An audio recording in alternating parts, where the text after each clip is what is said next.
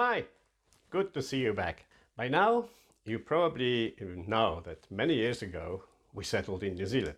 You guessed correctly that it was a very long time ago, but rest assured we were not the first. Today we'll tell you how first people got here.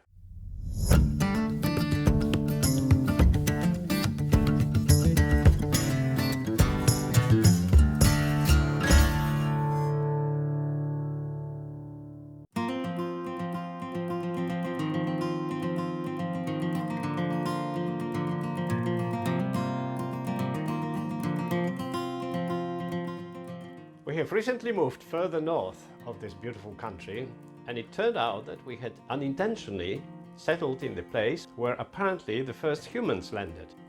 According to some Maori legends, it was here in Doubtless Bay where the legendary Polynesian sailor Kupe for the first time landed in New Zealand. Unfortunately, some other Maori legends say something different, but we like this version the most, and because it is absolutely impossible to verify, so we'll stick with it. You see, for 100 years, each Maori tribe passed verbal evidence from generation to generation. As in other parts of the world, these records contained a lot of facts, but also a lot of mystical beliefs, with time slightly modified and interpreted to suit internal politics. So at the end, it is hard to get to an absolute factual story. In every Maori tribe, the story about first Polynesian settlers in New Zealand is a bit similar, but also a bit different. There's a lot of scientific debate on the subject of Maori settlement in New Zealand, and at the end, one can get easily confused, especially that the first written records were produced by European settlers, sometimes in not the most scientific and objective way. So here's my short, light-hearted version of it. It is based on the official Old English version that the first person to step on shores of New Zealand was a nice and brave Polynesian sailor named Kupe. Based on traditional Maori stories, scientists think that he found New Zealand around year 950. He liked it very much here, circumnavigated quite a lot of the coast of both New Zealand islands, but then instead of sitting quiet and enjoying this paradise with his wife and few mates, he sailed back home, located most likely somewhere on the islands of today's French Polynesia, and boasted that he had found such a fantastic new land.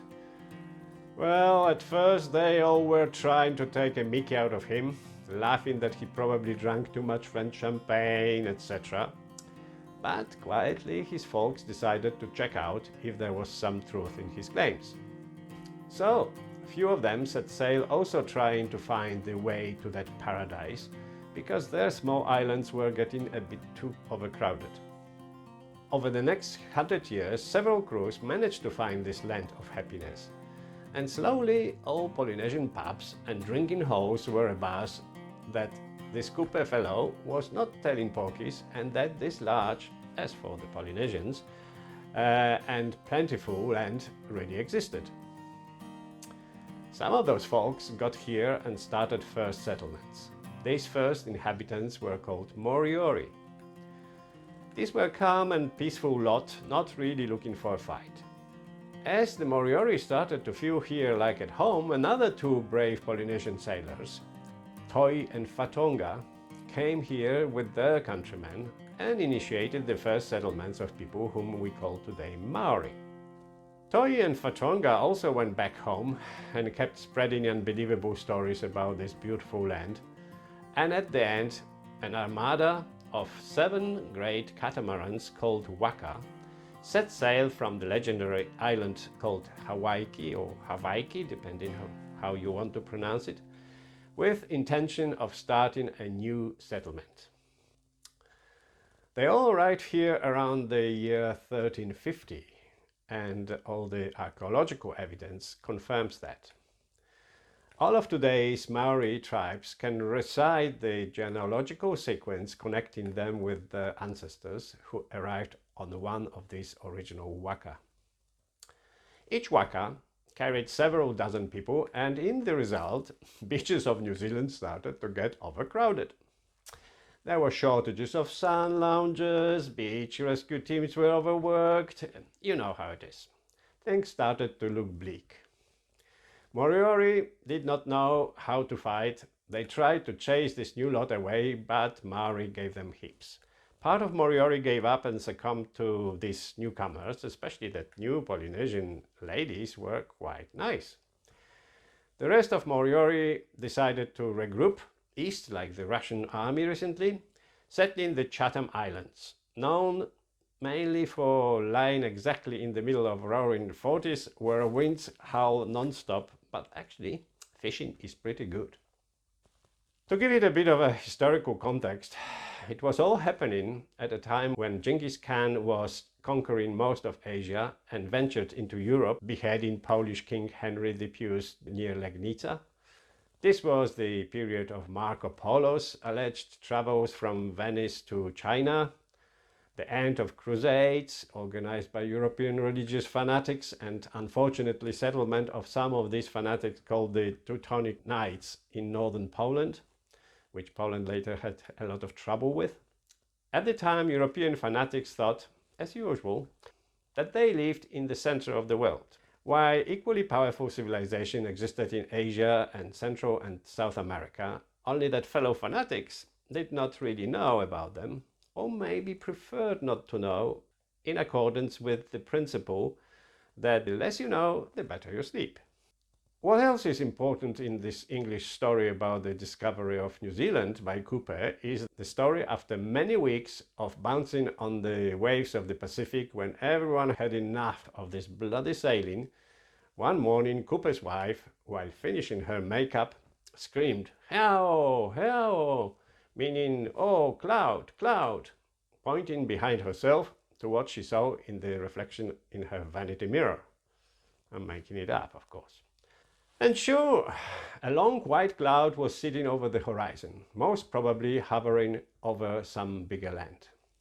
Well, the guys rushed to the paddles and come on, they converted the waka into a motorboat. The closer they were to the shore, the louder they screamed, "Aotea! Aotea! White cloud! White cloud!" You know, because dark clouds mean rain, but white clouds mean land. And finally, they got to the land which they called Aotearoa, or land of the long white cloud. Try to remember this name Aotearoa, because when you come to visit us, you'll hear it in many places.